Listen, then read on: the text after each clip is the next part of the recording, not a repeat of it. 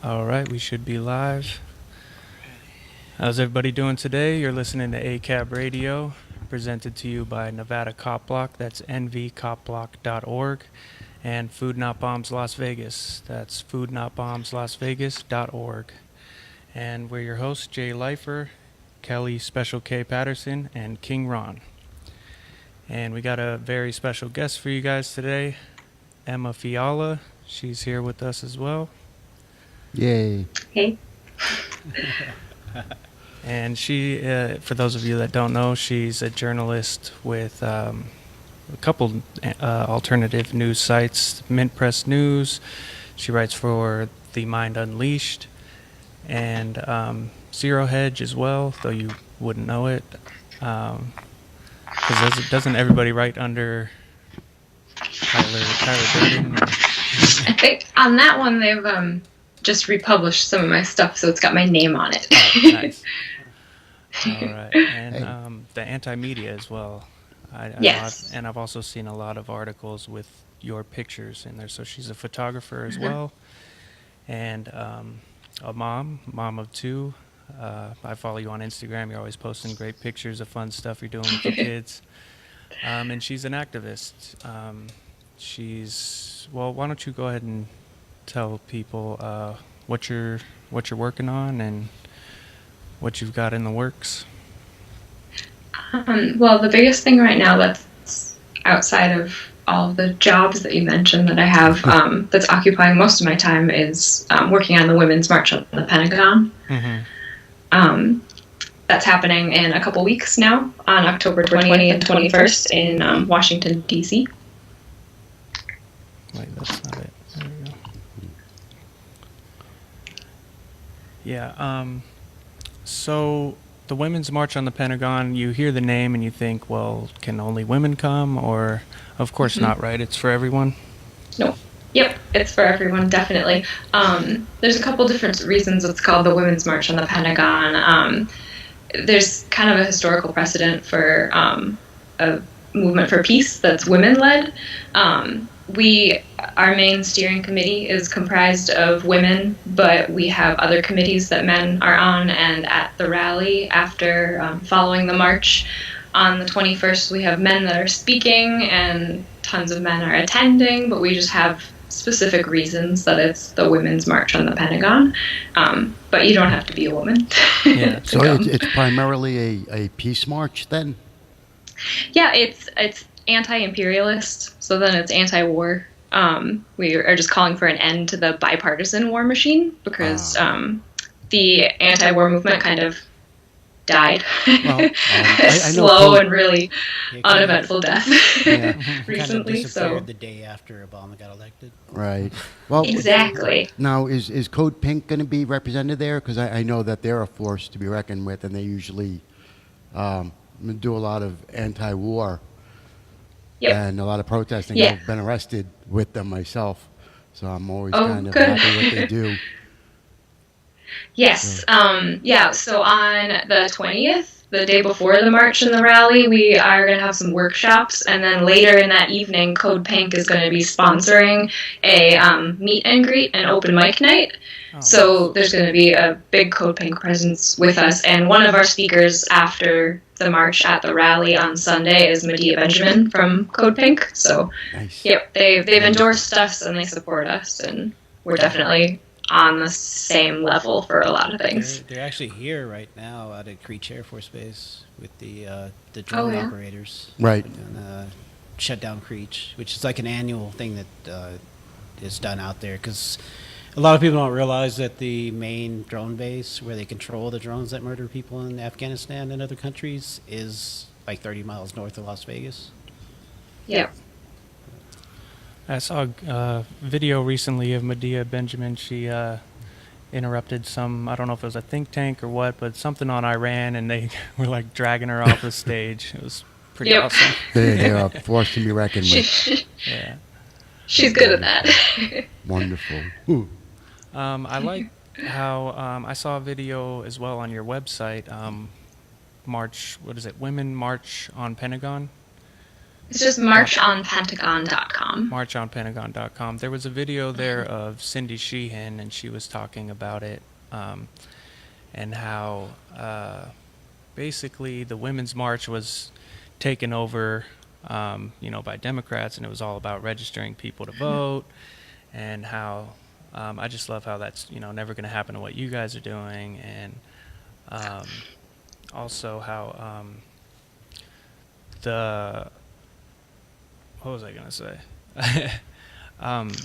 Just how the it's a bipartisan, or nonpartisan thing. It's not including, it's not put on by Democrats, it's not put on by Republicans. It's completely grassroots, and it's it's hard to get any political party behind anti-war because they're both so pro-war and pro. And they make a lot of money off it. Yeah. Yep.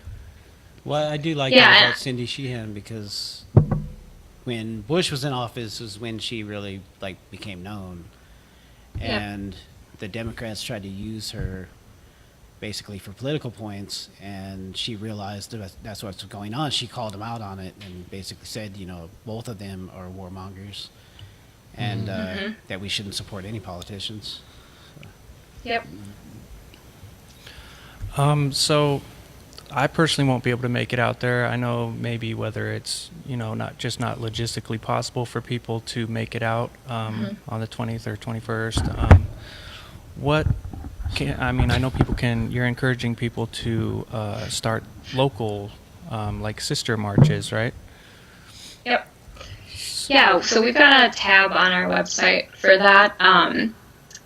That's actually one of the ways that you can tell that we haven't been co-opted by the Democratic Party or anyone else, is that those sorts of movements that get taken over, you go to their websites and you see that there's local actions that have popped up all over the world overnight, which is just not realistic to how things work. So we are asking people to organize local actions if they can't make it to DC, and we have a map on our website where you can see where people have registered their local things, but it's slow going, so every week there's a new pin that pops up. Hopefully more people sign up and do their own local things, because I know it's not easy for everybody to get to DC, especially if you're just hearing about this now. It's just a couple weeks away. But the big thing is that you can kind of stand wherever you want to organize a local thing, but everybody is within really close proximity to a target that would be a great place to stand up against the war machine, whether it's a recruiting office or you guys have bases near you or anything like that. We are all within just a few miles of something like that, so you don't have to go to something like that, but you can. It's really easy. That's but even if you just want to be in a high visibility spot in your town, just do it. I was just saying, it's pretty sad that it's so pervasive that it's within a few miles of everybody, the apparatus of the war machine. Yeah. It is kind of scary. Yeah, it's so embedded in our culture and our lifestyle in the United States that people don't realize that it's all around you. But if you just take a couple minutes on Google, you'll realize that they're right there. Yeah. Well, you've convinced me. I'm gonna get on your website and register to start a sister march here, try to get some people from Food Not Bombs Las Vegas, and maybe reach out to some other local groups. I know Nevada Desert Experience, they're the ones that do the Peace Walk out here, and they go out to Creech and do events as well. So maybe we can get a little coalition going and do something here locally. That would be awesome. Yeah, that's also one of the things that I don't think a lot of people realize is how far-ranging the military industrial complex is on everything, because there's the obvious, the war and people dying and unnecessarily killing people. But there's also the economic aspect of it, and there's the spending that goes into the war and the way that wrecks the economy. And then the children, that are growing up, that are graduating high school, that have really shitty job prospects because of that, are basically one of their only options is to join the military. And they recruit hard for those kids. It's really something that permeates every aspect of life and every part of the country, really. What pisses me off is when they go into the schools, these kids are, they're kids. They're, their minds are moldable, and I feel like they really exploit that fact and try to recruit them right out of schools just for those reasons. Yeah, and they make it seem cool and exciting too. Like, they do a good job. They have tons of money because we give them so much money that they're great at marketing, and they've done psychological studies on how to reach people and how to get kids to want to be involved. And now, like, you guys have the drone stuff so close to you, like, that makes it even more attractive and exciting to kids too. Yeah, it's like a video game. Like a video game. The video game aspect of it. Like, you don't even have to go into combat anymore. Like, we actually have a concerted effort to recruit gamers to run drones and to make the drone operation system similar to gaming, so that there's that cross-platform, and it can attract those recruits. I know that when I went to the movie theater, before the movie started, they show trailers, and one of the trailers was exactly that. It looked like it was a commercial for a new video game, and that's the way they presented it. And yet, they were recruiting people for the military, and it was quite scary. I mean, the commercial was beautiful. It was so well done. It was exciting. I mean, they hit all the right points for that demographic. If you're a gamer, it made it seem like, this is where you want to be. Yep. So they really work hard. Yeah, the marketing is everywhere, for sure. We have our first professional team here in Vegas now. It's the Vegas Golden Knights, and I went to a game there, and it's just a huge ensemble for the military and for police. It's just a lot of propaganda, a lot of pro-war propaganda building, and just like Hollywood does, make every soldier seem like a hero, and kids want to grow up and be like that, And they named it after the Army Academy. Right. Yeah, it's crazy. It's actually true. Yeah, they couldn't come up. Of course, they make it look great to get you to want to go into it, and then they don't show you the other side of it. Like how many people are coming back from war with all kinds of problems and not getting any of the services they need after the fact, or not coming back at all. Right. And there's a whole lot more that goes into that also. Even while they're even if they're not deployed to active zones, there's a lot of racism, sexism, all sorts of abuses that go through. And there's actually numbers out there where the soldiers can call if they want to talk about this and get out of the situation they're in, because it wasn't what they signed up for. They make promises that they don't keep. And these people actually suffer. And that's one of the things that when we go to protest at the bases and stuff, we'd put these numbers out so that the soldiers could call and report and talk about and see what they can do to help remove themselves from that situation, which, if we could get people to step away, not join, then we actually start winning. It's to cut down on the recruitment. So, have you guys reached out to Iraq veterans against the war, or I don't know, I followed a lot of Adam Kokesh's stuff, and he talks about disobeying unconstitutional orders, because most of these wars nowadays are unconstitutional to begin with. They don't have congressional approval. It's not about freedom. So I don't know. I was just curious if you guys have reached out to what other groups you've reached out to, or.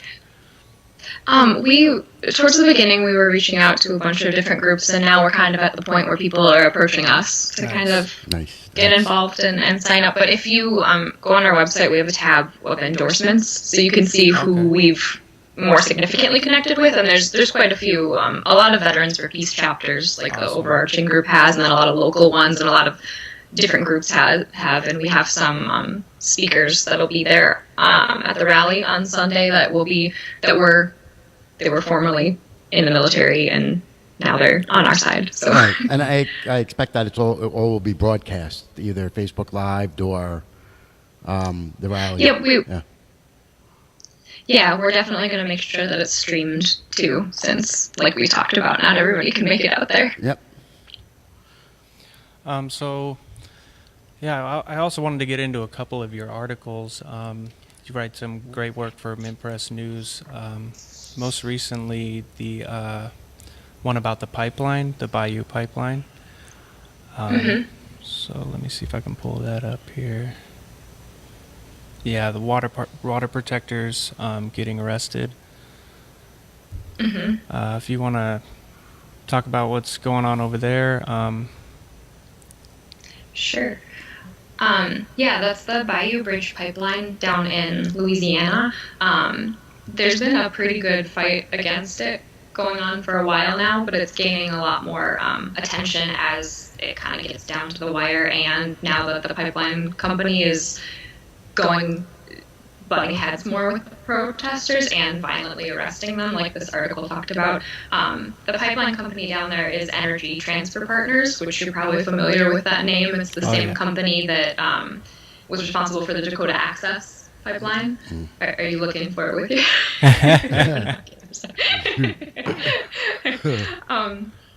Yeah, so it's Energy Transfer Partners again down there. So they were made pretty famous with the Dakota Access Pipeline more recently. An interesting thing that I learned more recently about Energy Transfer Partners is even pipeline workers, like pro-pipeline people who it's their job, that's their livelihood, they're okay with it, they don't like Energy Transfer Partners because they're supposed to be basically the worst of the worst when it comes to pipeline companies. Like, they have the most accidents, the most injured employees, that kind of stuff.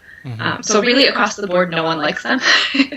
But they're down in Louisiana trying to work on a pipeline that is going through, I don't know if you guys have ever been to Louisiana, but there's a lot of sensitive land down there. Everything is wet. It's called the Bayou Bridge Pipeline. There's bayous, there's water, there's all kinds of things that are very, very sensitive to just human presence. So of course digging and putting in a pipeline is causing a lot of damage to a lot of the waterways. And then there's the risk that if something were to leak, because pipelines leak, it happens all the time. We don't hear about it, but it happens if a pipeline's going to be built, you can pretty much guarantee that pipeline at some point is going to leak. Right, it's not if, but when. And it's surrounded by water. It's all, leaks a little bit, then how do you contain that? It's different than leaking into soil. It's just asking for trouble down there. So they've been, the water protectors down there have been trying to put up a really good fight against ETP. And I think you made a good point in your article that both the water protectors, they had permission to be on this land from the people who own the land, and the people constructing it didn't have permission to construct it through this person's land, right? And that didn't stop them from being, assaulted and arrested. So is that like an eminent domain issue, or is it just they're just going in there? I think in that case they were just going in there, even though they didn't have the permission yet, because the water protectors had written permission from the landowner to be able to be there. So there was no reason for the police or for private security or for anyone else to come onto the land to tell them to leave, because they weren't there illegally and because it was private land. So I think that's what made this group of arrests a lot more interesting and a lot more alarming, because we already know, especially from the no DAPL thing, that unfortunately law enforcement is always on the side of the pipeline companies, and then they also hire extra help for that too. But in this case, when the people were on private land and doing nothing wrong, and it's continued since then. This article highlighted one time that it happened. It's happened before that. They've been taken out of kayaks and canoes to be arrested. They've after this article, I believe there was a journalist that was arrested, and another water protector that was arrested, and the police didn't present any warrant or anything like that. There was no reason for it, but the police keep working on the side of the companies down there. The good cops all stepped in and So this is really a larger issue. I mean, besides the ecological issues, everybody now, no matter what side you stand on, whether you think a pipeline should go in, there's issues that are going on with people coming onto private property, the misuse of police and police brutality against the citizens. There's a whole litany of other issues that are coming in here. This is really, really scary. It is. Hopefully, I mean, as people learn about this, they'll start waking up a little bit more to what's happening. I mean, we try to do what we do here with ACAB Radio, and you're doing from your end. Once the people are awake, maybe we will have the power to actually start changing and being a force for good in what we're doing. So in this case, has there been a lot of force used in that type of police brutality, or is that mostly just the illegal arrests and that sort of thing? There's some video of some of the arrests on their Facebook page, and a few of them were in the article too. That the arrests are forceful. They're not. They're hurting the people a bit. It's not like that happened up at DAPL when they had the dogs were unleashed on protesters. Like nothing quite to that extent, but they're not nicely arresting anyone in Louisiana. They didn't bring their kids' clothes. No. No. Definitely check out the article. I just posted it in the comments. It's worth a read. There's some good video in there. Like she said, there is the video of the arrest, and it was brutal. I mean, they were choking that woman. I forget her name, but the water protector, they were choking her, and she's saying, come, we need you now, letting people know, like, we need help out here, come down. And they have a website where you can apply to go and protect the waters. Yep. But similarly to what we were talking about, local actions with the March on the Pentagon, there's pipeline fights happening all over the place. That if you can get to Louisiana to help, that's awesome. Just like tons of people went up to Standing Rock. Like if you've got the time and the means to get there, that's great to do. But also look close to you too, because there's pipelines being worked on 24 hours a day all over the country. There's fights everywhere. Some of them are big, some of them are not. We've got a lot of pipeline fights going on up here in Minnesota right now. So there's always something close to you that you can get involved with also. Now, you were at Standing Rock, weren't you? Yeah. That was something that really opened my eyes to just the reality of pipelines. And I remember it was around Thanksgiving, and just seeing, these militarized police, shooting water cannons at these people in freezing cold weather and firing those percussion grenades, and almost blew that one woman's arm off. I mean, it was just like, I was shocked. I'd never thought that would be the reality of putting a pipeline in. It's unbelievable. There's nothing they won't do to get a pipeline put in. And people that I talk to about it are like, well, good, we won't be as dependent on Saudi Arabia for oil. And I'm like, well, no, if you read the fine print, you find out that this oil isn't for us. The oil that's going to be pumping through these pipelines isn't for us. They're going to sell it on the international market. It's not even for us. So. It's actually heading down to the Bayou Bridge Pipeline. All these pipelines are all connected. So the stuff up here, a lot of it is coming from the Bakken oil fields. Some of it comes from tar sands in Canada. It makes it all the way down, and it goes down to Louisiana, and then it heads out. It's not ours. Yeah. The U.S. is producing. We have tons of oil that we're producing ourselves. There is a big disconnect. People don't understand what is going on exactly with oil. They think that's the sole reason that we're doing things in the Middle East, and I think that comes into play. But we have enough oil here too, so that's not it. That's not the only thing that's going on. Yeah, I remember seeing a picture too of all the pipelines in the U.S. and it's just like veins running through. It's just unbelievable how many pipelines there are. Yeah, it just looks like highway systems. It's terrible. It's depressing when you think about it, but. We can move on to the other article of yours that you wrote for Mint Press News about the police murder of Thurman Blevins. I thought that was a great piece. I know Minnesota has had a lot of controversial police shootings, police murders. Recently, I know there was that Australian woman, and of course, Philando Castile.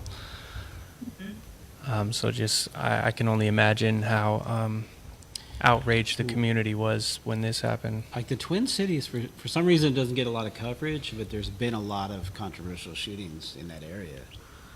Yes. Yeah. So, I used to live in Minneapolis. I lived in North Minneapolis, which is where Thurman Blevins was murdered. That's also where Jamar Clark was murdered back in 2015. That one got media attention.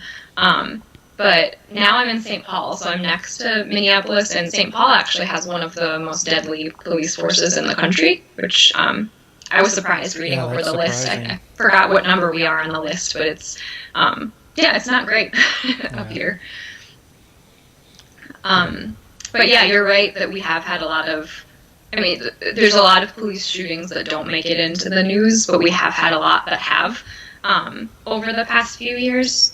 One of the most notable ones was Jamar Clark back in 2015, and that one got a lot of immediate attention because of the occupation of the 4th Precinct that happened afterwards. We, the community set up camp in front of the police station following his shooting and blocked off the road for weeks. It was kind of it was really cool. Yeah, I was going to say that is to awesome. see happen. It was like a horrible reason, but it was cool to see what everybody did. And then Philando after that, and then Justine that you mentioned. So then when it got to Thurman Blevins, like, we know what to do. Everybody's been experienced, so it's the same people that show up to these things. We know how to support the community, and it's sad that it's a thing, but it's something that's been dealt with a lot up here. I would say definitely check out this article if you guys haven't read it. There's also some great pictures you took from protests that happened, and some great video. Here I have a clip. I wanted to play the body cam from the Thurman Blevins shooting real quick. You're on the report of an intoxicated male walking around shooting a gun into the air. Once again, using his car. Silver 9mm. Rolled at the top. That's just the thing we had here, where we had a case, and like the body cam didn't start till halfway through the shooting. The 30-second, and then more. And the family says that they thought it was edited. Not a callback. Looks like Here we a go. light complected black male. He's wearing a white Yeah, it gray did seem mighty tank top. suspicious. Does have a black backpack. I think every body cam I've ever seen. Use Well, it. 35 and 36 years old, 6 foot. Mid-30s. Northbound on Bryant from 40. Northbound Bryant. Some parents drive around town. Yeah, Yards. got to work on our editing. Can you see what's on his laptop? Oh, That- wait, with the binoculars. Yeah. There we go. This guy's Facebook page. Yeah, there it is. That He's got topic I wild caught watching Pornos, remember? On his laptop in his car. Black tank top, tapered hair. Yeah. All right, I was worried for a second there. I thought it was like. Put your fucking hands up now! It starts. Put your fucking hands up! Put your hands up! I will fucking shoot you! What? Stop! Come on, man. Come on, man. Put your hands up! I didn't do nothing, bro. You got a gun, motherfucker! No. Yes, you do! It's like that. Put it down! It's like that. It's like that. Put it down! I will fucking shoot you! Put your hands up! Put your hands up! Leave me alone! Put your hands.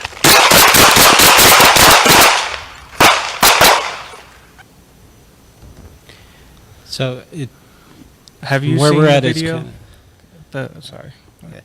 Well, I was just say like from where we're at, it's kind of hard to see the video. So is this one of those deals where they said that he was like trying to pull out a gun or something as he ran, or? Yeah, so the situation was that somebody called 911 and said that there was somebody in the area firing a gun up into the air or down at the ground or something like that. So then the police started driving around the area looking for somebody, and then they found Thurman outside with, he was sitting on the curb like right at the intersection. So sitting right on the curb there with a woman, and there was a baby in a stroller, and they had a dog, and the police just pulled up because it looked like he was drinking out of a bottle, the Thurman, and the person who called 911 said that someone was drinking gin. So they opened their car door, and from there, just Thurman ran. And on the video, he's saying, like, please don't shoot me, leave me alone. They're saying, you have a gun, drop the gun. He's like, no, I don't. And I think it's like 45 seconds into the video, or 45 seconds into the chase, is when one of the officers shot him. Yeah, and So he was yelling the whole time, not to shoot me. They're saying he pulled his gun. There's a spot where, like, on some articles you can see where they zoomed in and they, like, circled where you can see the gun. And, of course, they're, like, pixelated. It's hard to tie. I don't know. But, yeah, they pulled up, and then he ran before, like, it was communicated what's going on. Yeah. So they say... the Hennepin County Attorney, Mike Freeman, says that there were no charges for the officers because he ran away with a gun and he didn't follow the commands. But me, personally, I don't... So he's still allowed to not be right. executed? Yeah, shot in the Yeah. back. It's Well, if crazy. you're in Yeah. your house and you don't follow their commands, now you could be shot. Right. Yeah. So Yeah. that's acceptable. And, Okay. like, if you It's good throw to know in, where you like... stand anyway. I mean... Yeah. I don't know what I would do if you know, there's people in North Minneapolis, people are a little concerned about the cops when they show up and they hop out of their car and they start yelling at you that you know, we're human. We have a fight or flight response. Some people freak out because they think their life is in danger, and then they do what might be perceived as the wrong thing. But that you don't know what you're going to do in that situation until you're in that situation. And Thurman ran. But also, Minnesota is an open carry state. So if he did have a gun with him, that's not a reason to shoot someone anyways.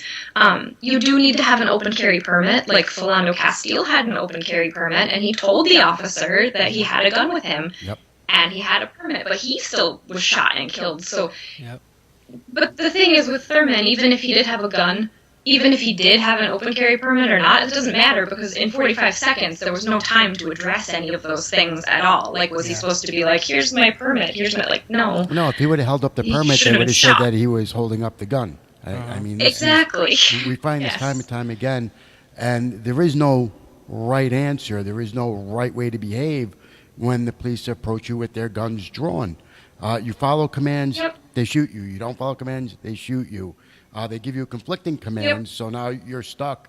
Yes. I think, like, the best thing to do is try to run away. I mean, even that gets you shot, but at least that gives you a little bit of an edge if you can get away, other than standing there and just being gunned down, trying to comply with conflicting orders, or even complying and getting shot, which seems to be, you know, it's been happening more and more. So, Yeah, we saw that was what happened to Philando. He very clearly communicated that he had a gun with him. He wasn't taking it out. He just thought the officer should know, and that resulted in him being shot and killed. And then there was that case I don't know if it was like over a year ago now, of that man in a hotel who was getting Yeah. conflicting reports from police, and he was supposed to be crawling on the ground on his knees with his hands up, and the commands didn't make sense, so he kind of did the wrong thing, and they shot and killed him. But what do you, like, people aren't performing monkeys that need to, like, obey all these confusing commands just to live. That Put just your left foot in, makes no put your sense. right foot Well, that's the out. thing about running away. Yeah. When an armed stranger that's part of a gang with a history of violence shows up, you might run away from them. Yeah. yeah, I can't imagine what else you can do at this point. We've seen it time and time again. You know, and I would start, well, I already do. Every time the police stop me, I assume this is it. You know, I'm not going to make it out of this situation alive. I've seen it too many times where you don't, and every time I do get away unscathed, I consider myself very lucky, because I know what the alternative is, and I've seen it. You know, and I can't imagine why people aren't more upset about this.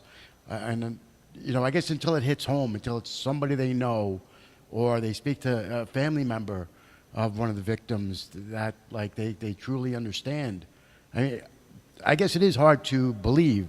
I mean, we all grow up believing certain things about our country and what we are. And, to see the amount of violence now and, the police shootings is something, if you're not in touch with it, it's hard to believe. But, damn, it's just frustrating. Frustrating beyond belief.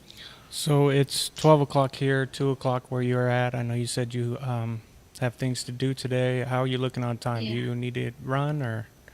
I can stick around for maybe like 5 or 10 more minutes if you wanted to talk about anything else. But then I gotta run. All right. Stuff with kids. Yeah. Yes. So I don't know if there's anything else you want to tell the people about the Women's March on the Pentagon. We could elaborate on that.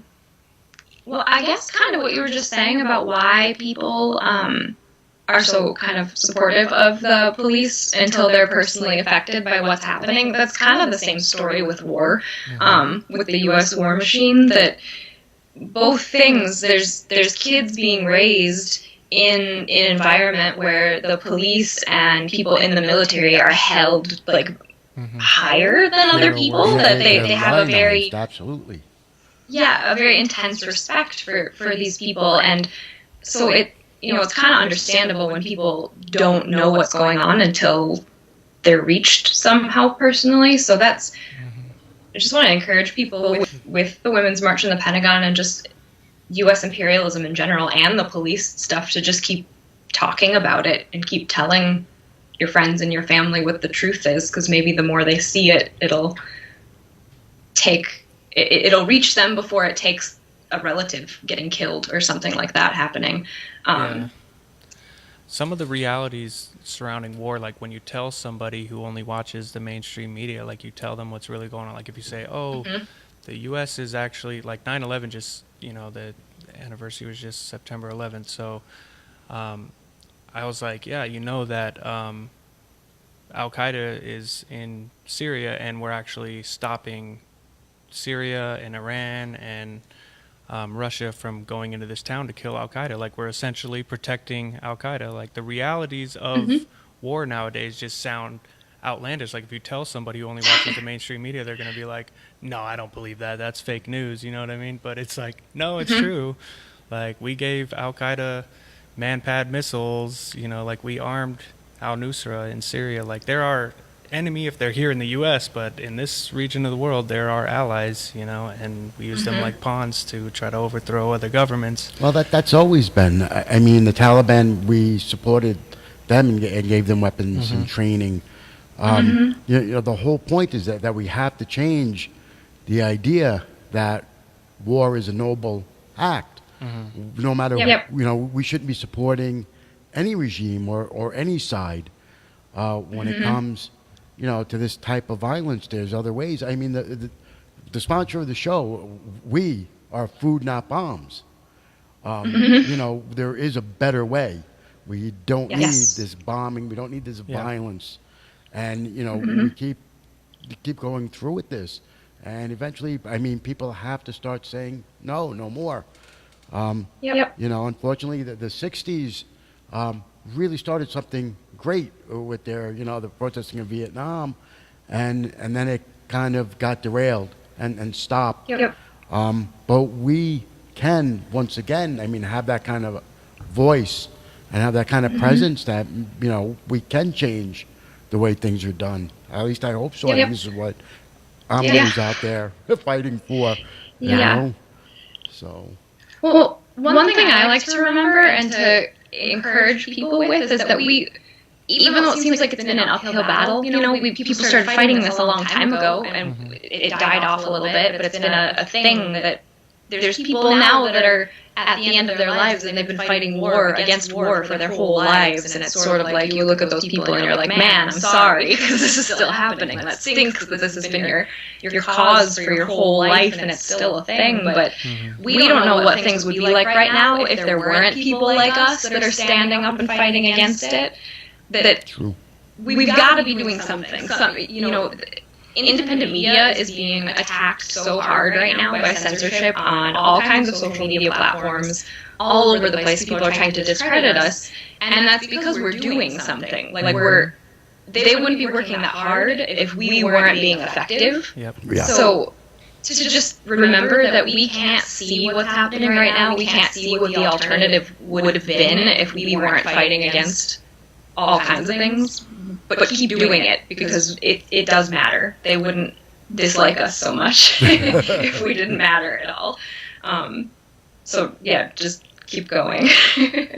So you brought up independent media and how we've been under attack lately. I would like to encourage everybody to, go check out Mint Press News, check out the Anti-Media, the Mind Unleashed, like all the pages on Facebook, subscribe, share the content, Steam It. If you're not on Steam It, get on Steam It. That's a great way to support independent media.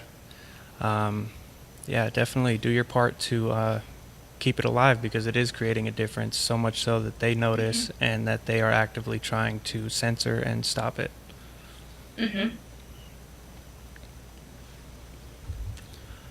I want to thank you for coming on. We'll let you go. Okay. Really appreciate Thanks it. for having me. Oh, thank you so much, and keep doing what you're doing, because it is making a difference. So, Yep, you guys too. All right. Cool, Thank thank you, you. Emma. Have a good day. We're Thanks. gonna be here. You You too. have to come in like Bye. 30 Bye. We got nothing better to do, so. all right. Man, that was awesome. Yeah, I really good stuff. appreciated her coming on. It's a lot of good information. Oh, Yeah, so what's the definitely. date of the Women's March on Pentagon? I don't know if Check she out the ever stated website to fact check this, but I believe it's October 20th and the 21st. I believe so. It's a weekend. I think it's less than 3 weeks away now. If you can make it out there, guys, definitely go out and support. Hopefully this turns into, a movement, something that can go on, for a week at a time, or, at least once a year, or not Every just day. not just be an event that comes and goes. Let's make this a movement and bring back that spirit that you're talking about, Ron, of, the whole anti-war, anti-imperialism movement and from the if you're, 60s and 70s. If you're in Vegas, we do have the biggest, the main drone base that's murdering people Right, across throughout the country. world. Just north of Las Vegas. It'd be good if we could get more than 3 or 4 people to go out there. So all the people that are posting all their peace symbols and all that Buddhist bullshit that you don't actually believe in on Facebook could actually show up out there at the drone base. and make a stand. And now there is more of a risk than ever from the authorities. They're getting tired of seeing people standing on the side of the road saying, no more war, enough with the killing. And they're getting more and more violent during the arrest, which is unfortunate. But the only way it's going to stop is if we have the numbers out there. Yeah, if there's 200 people out there, it's a little harder for them to do that than when there's 3 or 4 people. Right, and there's 40 cops and, 8 protesters. Yep, civil So- disobedience. She was telling me they were planning a civil disobedience action on the Pentagon, but since it is on a Sunday, the Pentagon's closed. So instead of civil resistance, they're doing civil assistance, where they're going to be linking up with local activists and doing like what we do with Food Not Bombs, sharing meals with anybody that can, anybody that's hungry. Yeah. So That's that's funny great. that the Pentagon is closed on Sunday, yet the bombing goes on Never 7 stops. days a week. Yeah. That never stops. Yeah. So, They're open late on Sundays. yeah. And twice on Sunday. Yeah, I love it. Great idea. Women March on the Pentagon. Wish I could go. Unfortunately, be going to a wedding in Florida, so I'm not going to be able to make it. But, Damn, but you will be close to Louisiana. right? Just a hop, skip, and a jump. Maybe I can swing over there. And you'll probably hit the bayous up there and the swamps coming through the back way.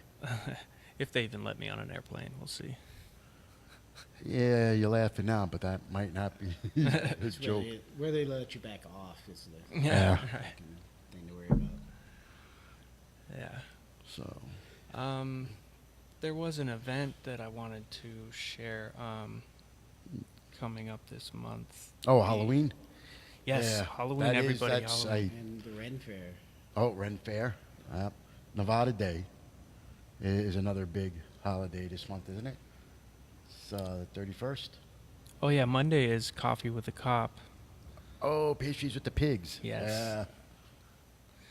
What was the? I believe it's the Tashi Brown movement. They're doing something here. See if I can find it. Oh, police use of force. The Las Vegas community responds. So if you guys remember, was it a month ago now? They had that police use of force panel at the Mob Museum. Ironically, at the Mob Museum, you know, Blue Mafia. The day before they announced that they weren't going to prosecute LaPera for choking Yeah. Tashi Brown. Yeah, so they say, look at us. We're a model for reform. Everybody in the nation should take notes on us. Yeah. A model of use of force. Yeah, and then the next day, like you said, they drop it. That's just crazy. So on October 20th, it's a Saturday, 10 a.m. to 5 p.m., in direct response to the Metro's use of force panel hosted at the Mob Museum back in July, Families United for Justice will be hosting an entire day of public testimonies from the Las Vegas community on what they've experienced in regards to police abuse and violence and police homicides. Community members who are police abuse survivors and police homicide survivors will have an entire day to share their stories, narratives, and experiences of what has happened in their interactions with police. And this is important because Metro continuously toots their own horn about their reform process and how transparent they are. But these public relations strategies that they use to cover up, their messy trail of violence and corruption on communities of color, working class communities, and not allowing the community to challenge them, like we saw during the Tashi panel, the Tashi Brown fact-finding thing. We can't ask questions directly, so we can't challenge them. Which you can watch in its entirety on our page. Yes, it is available. Where's this being held? It says time and place to be announced. Okay. In the meantime, if you have been directly impacted by police abuse or homicide and would like to testify at this hearing, please email FU4, the number 4, FU4justice@gmail.com. So definitely wanted to share that. And then, of course, the Women's March on the Pentagon, 9 o'clock. Same day, October. Same 20th. day, Saturday, 21st. October 20th, and then Sunday, October 21st. Yep. That's all I got. Yep. So what day is the Ren Fair? It's the Ren Fair, right? That might It's be not the Pirate. 20th. What is that, the Renaissance Festival? Yeah. Yeah, that's at Sunset Park, Friday, October 12th. That's coming up right away. Yeah, Yeah. I love that. They used to, if you got there early on the first day, there was cheaper tickets, I believe. I remember. Well, they used to let you in free. Now I think it is just discounted. But then, once you get in there, man, you're dressed as a pirate already, so you could just fucking hang out and hide and fucking be there all weekend. So it's only pirates that get that? I mean, you can't Only dress the in any of pirates the are other. allowed to sneak in and stay there. So if you have any of the other dress, period Yeah. dress, or you want to be a knight. If you're dressed as one of or- those Romans, you get the fuck on. Yeah. Nobody wants you there. Damn. Yeah. It's getting tougher and tougher at the Ren Fair. All right. And if you come in a Star Trek outfit, which I saw once, then it's fucking don't even bother. Nobody wants you there at all. Well, I mean, I think it works. In the beginning, it says, it happened a long time ago in a galaxy far, so it may have been at that time. No, that's Star Wars. Oh, Star Wars? What'd you say, Star Trek? Yeah. Oh, Star Trek, you said?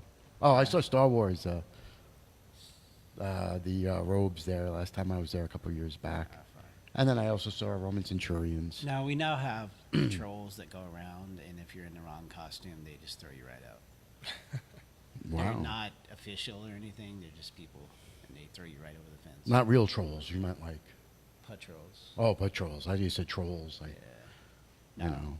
I think if you have dragons, you could have You're trolls. safe from them as long as and you stay away from the bridges.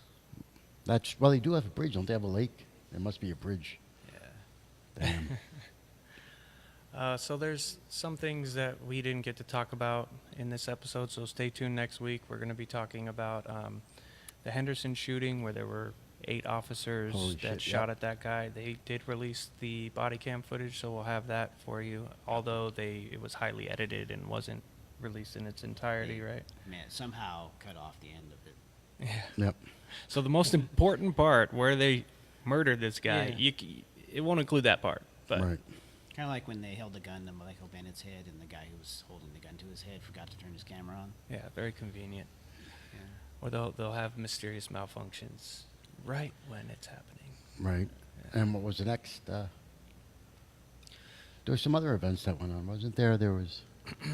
Yeah, we need to talk about that. There's a few things that happened this past week that we're just gonna have to push it back till next week.